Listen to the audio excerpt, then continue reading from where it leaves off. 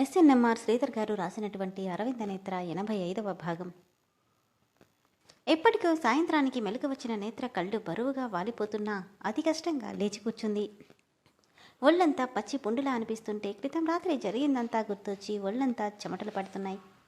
తనని తాను చూసుకున్న ఆమెకు నైటీ మాటున అక్కడక్కడ కనిపిస్తున్న గాయాలను చూసి మనసంతా భారంగా అయిపోగా రాత్రి జరిగిందంతా తలుచుకుని కన్నీళ్లతో బాధపడుతుంది.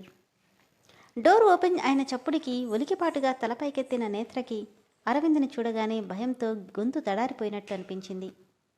ఒక్క మాట కూడా మాట్లాడకుండా భారంగా నిట్టూర్చి ఆమె దగ్గరికి వస్తున్నాడతను. వెనక్కి జరుగుతూ, వద్దు, నా దగ్గరికి రావద్దు అని ఏడుస్తూ చెప్తూ వెనక్కి జరుగుతుందామె. తన మాటలు ఏమాత్రం పట్టించుకోనట్టే ఆమె దగ్గరికి రాబోతున్న అతన్ని చూసి, నిన్ను చూస్తుంటే నాకు భయంగా ఉంది, నా దగ్గరికి రాకు అంటూ పక్కనే టేబుల్ మీద ఉన్న వస్తువులను విసిరేస్తుంది. వాటన్నింటినీ దాటుకుంటూ ఆమె దగ్గరికి వచ్చిన అతన్ని గుండెల మీద కొడుతూ, ఎందుకు నన్ను ఇలా చేశావు? రాత్రి నన్నెంత బాధ పెట్టావో తెలుసా? ఎంత నొప్పొచ్చిందో తెలుసా? కనీసం మరవడానికి కూడా లేకుండా చేశావు. చెప్పు, ఎందుకు ఇలా చేశావు? ఎందుకు అంటూనే ఏడుస్తూ అతన్ని కొడుతూ బాధనంతా తీర్చుకుంటుంది. మౌనంగా అతను కొట్టే దెబ్బలను చూస్తున్న అతను కాసేపటికి ఆమె 2 చేతులు పట్టుకుని దగ్గరికి లాగి గట్టిగా హగ్ చేసుకున్నాడు. కోపంగా తనని వదిలించుకోవాలని చూసిన ఆమెకు అతని పట్టు ఇంకా బిగుసుకుంటుంటే 2 చేతులతో సున్నితంగా ఆమె వెన్ను మీద నిమిరాడు.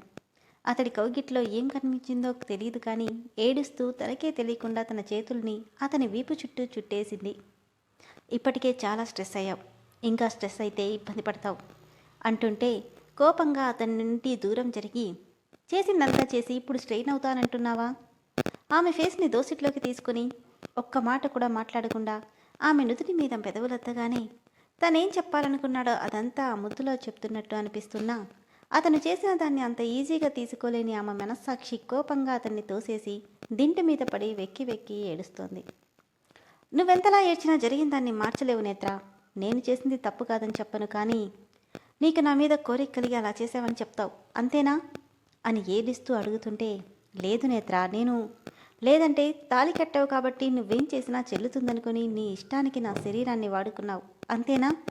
అలాంటిదేమీ లేదు నేత్ర. అలా అనుకునేవాన్నైతే మనం దూరంగా ఉండబట్టి 4 రోజులైంది. ఇన్ని రోజులు ఆగుతానా? నా వైపు తప్పుంది, కాదని చెప్పట్లేదు, కానీ నువ్వు ఎన్ని కట్టుకథలు చెప్పినా నమ్మడానికి నేను సిద్ధంగా లేను. ఐ హేట్ యూ అని గట్టిగా అరుస్తూ బెడ్ దిగబోయింది. కాస్త పొత్తి కడుపు నుండి మోకాళ్ళ వరకు పుట్టిన నొప్పికి గట్టిగా అరుస్తూ కడుపు దగ్గర చేయి పట్టుకుని కిందే కూలపడిపోయింది. కంగారుగా నేత్ర అంటూ తన పడక ముందే ఆమె మోకాళ్ళ మీద కూర్చొని ఆమె చుట్టూ చెయ్యేసి పట్టుకున్నాడు అరవింద్. నొప్పికి విలవిల్లాడుతున్నామని గుండెల్లో పొదువుకొని, నువ్వు సెట్ అవ్వడానికి టైం పడుతుంది, నా మీద కోపంతో నీ హెల్త్ని నిర్లక్ష్యం చేయకు అని వార్నింగ్ టోన్తో చెప్పి నేత్రను కిందకి దించకుండానే 2 చేతులతో ఎత్తుకొని నెమ్మదిగా లేచి వాష్రూంలో దించాడు. నేను బయటే ఉంటాను, ఏమైనా ఇబ్బందిగా అనిపిస్తే పిలువు, డాక్టర్కి కాల్ చేస్తానని చెప్పి డోర్ క్లోజ్ చేసి పక్కనే నిలబడ్డాడు. నువ్విప్పుడు ఎలా ఉన్నా నిన్ను నేను అంత ఈజీగా క్షమించలేను Aravind. You are a womaniser. I hate you అంటూనే కడుపు పట్టుకొని అతి కష్టంగా లేచి తన పని పూర్తి చేసుకుని కొద్దిగా ఫేస్ వాష్ కూడా చేసి టవల్తో తుడుచుకుంటూ అతి కష్టంగా బయటకొచ్చింది. బయటికి రాగానే తనని 2 చేతులతో లిఫ్ట్ చేసి తీసుకెళ్తుంటే, అక్కర్లేదు, నేను నడవగలను, నువ్వు నార్మల్గా నడవడానికి ఇంకో 2 డేస్ పడుతుంది, అప్పటి వరకు మొండిగా బిహేవ్ చేయకుండా చెప్పిన మాట విను అంటూనే తనని బెడ్ మీద దించి తన కోసం రెడీగా ఉంచిన ఫుడ్ని స్పూన్తో తినిపిస్తున్నాడు. Oh, the great fashion designer Aravind garu పెళ్ళానికి తినిపించడం కూడానా? ఎవరి పెళ్ళానికో తినిపించట్లేదుగా, నా పెళ్ళానికే తినిపిస్తున్నా. అయినా కూడా మీకు పెళ్ళామంటే పని మనిషి కదా, పని మనిషిని ఇంత కేరింగ్గా చూసుకుంటారా? ఎంత పని మనిషిలా చూసినా నీ అవసరం తీర్చాల్సింది, నా అవసరం తీర్చేది నువ్వేగా, మరి నిన్ను కేర్ చేయకపోతే ఎలా? తిను అని గట్టిగా అంటుంటే కోపంగా నాకొద్దు అంటూ మొహం తిప్పేసింది. పొద్దున్నుండి స్పృహ లేకుండా ఉన్న నీకు బలవంతంగానే పాలు తాగించాను, ఇప్పుడు బలవంతంగా నోట్లో పెట్టడం నాకు పెద్ద సమస్య కాబట్టి మొండి చేయకుండా తిను. అసలేం జరగనట్టు ఏమీ చెయ్యనట్టు ఇలా బిహేవ్ ఎలా చేయగలుగుతున్నావు? నన్నంతలా బాధ పెట్టిన నిన్నంత ఈజీగా క్షమించి నువ్వు చేసే వాటన్నిటికీ తలూపుతాననుకున్నావా? అంతలా బాధ పెట్టాను కాబట్టే నీకోసం ఇంతలా తగ్గుతున్నా, లేదంటే నా గురించి నీకు తెలీదా? తెలుసు కాబట్టే ఇలా మాట్లాడుతున్నాను. నువ్వు పెట్టే తిండి, చూపించే కేరింగ్ నాకు అక్కర్లేదు.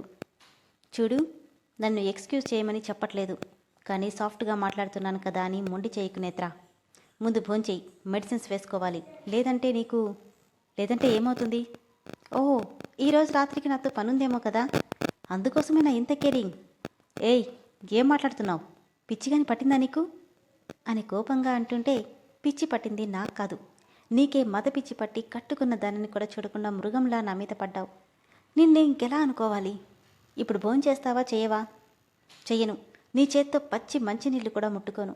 ఇక భోజనం కూడానా అంటూ లేచి వెళ్ళబోతుంటే తనని గట్టిగా పట్టుకుని కూర్చోబెట్టి బలవంతంగానే అన్నం నోట్లో పెడుతున్నాడు. నాకొద్దు వదులు అంటూ ఊసైపోతున్న తనకు ఆ ఛాన్స్ ఇవ్వకుండా గట్టిగా పట్టుకొని వెంటనే నీళ్లు కూడా తాగిస్తూ భోజనాన్ని కంప్లీట్ చేస్తే ఏడుస్తూ, యూ స్టూపిడ్, ఎందుకు నన్ను ఇలా టార్చర్ పెడుతున్నావు? నిన్నటి దాకా పెట్టింది టార్చర్, దీన్నెవరూ టార్చర్ అనరు అంటూనే ఈ మెడిసిన్స్ వేసుకో, లేదంటే ఇవి కూడా బలవంతంగానే వేయాల్సి వస్తుంది. ఏంటి బెదిరిస్తున్నావా? అవును, వేసుకోను. ఈ మందులు మాత్రం వేసుకొని నీ చేతిలో రోజు ఇలా నరకం అనుభవించే కంటే చావడమే మంచిది. ఆ మాటలకి ఎక్కడ లేని కోపం రాగా, నీతో మంచిగా మాట్లాడితే కుదరదు కదా అంటూనే బలవంతంగా తన నోరు తెరిచి మెడిసిన్స్ వేస్తుంటే అతని చేతిలోని గ్లాస్ని చేతితో విసిరి కొట్టి, నువ్వేం చేసినా ఇలా బలవంతంగానే చేస్తావా? ఇందాక భోజనం, ఇప్పుడు మెడిసిన్స్, రాత్రేమో అంటూ ఏడుస్తుంటే తన కన్నీళ్ళకి తను చేసింది పదే కళ్ళ ముందు మెదులుతూ, అవును, చెప్పినా వినని నీలాంటి మొండి గటాలకి నేనేం చేసినా బలవంతంగానే చేస్తాను. అయితే ఏంటిప్పుడు అనగానే కోపంగా చూసింది. చూడు, ఓ 4 రోజుల పాటు నువ్వు ఈ రూమ్ దాటి బయటికి వెళ్ళడానికి వీల్లేదు. పని మనిషి కూడా ఇక్కడికి రాదు. ఏం కావాలన్నా నేను చూసుకోవాల్సిందే. కూడదు అన్నావంటే, నువ్వన్నావే ప్రతిదీ బలవంతంగానే చేస్తావా అని, అన్నీ కూడా అలానే జరుగుతాయి, గుర్తుపెట్టుకో అని సీరియస్గా చెప్పి బయటికి వెళ్ళిపోయాడు అరవింద్.